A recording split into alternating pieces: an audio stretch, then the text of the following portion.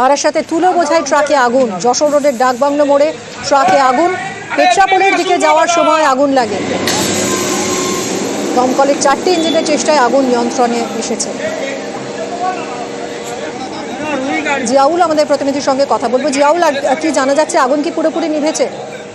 দেখো, এখনো পর্যন্ত আগুন পুরোপুরি নিয়ন্ত্রণে, তার কারণ 4টি ইঞ্জিন প্রায় ঘন্টা দুয়েকের চেষ্টায় আগুন নিয়ন্ত্রণে আসে। মূলত যশোর রোড ধরে কলকাতার দিক থেকে একটি তুলো বোঝাই গাড়ি ট্রাক সেটি একেবারে বাংলাদেশ আর পেট্রাপোলের দিকে যাচ্ছিল। সেই সময় হঠাৎই যশোর রোডের ডাকবাংলো মোড়ের কাছে সেই হঠাৎই আগুন লাগে এবং সেই আগুনের তীব্রতা এতটাই বাড়ে যে ফলে দাউ দাউ করে পুরো গাড়িটি কিন্তু পুড়ে যায়, ভস্মীভূত হয়ে যায়। এবং তারপরে কিন্তু এই যশোর রোডে খুব গুরুত্বপূর্ণ 34 ও 35 নম্বর রোডের সঙ্গে কানেক্টিং, ফলে সেখানে তীব্র যানজট সৃষ্টি হয়। প্রায় ঘন্টা দিনেকের চেষ্টায় 4টি ইঞ্জিন, দমকলের 4টি ইঞ্জিন এই আগুন নিয়ন্ত্রণে আনে। কিন্তু কিভাবে আগুন লাগলো সেটা কিন্তু এখনো প্রশ্ন নাই।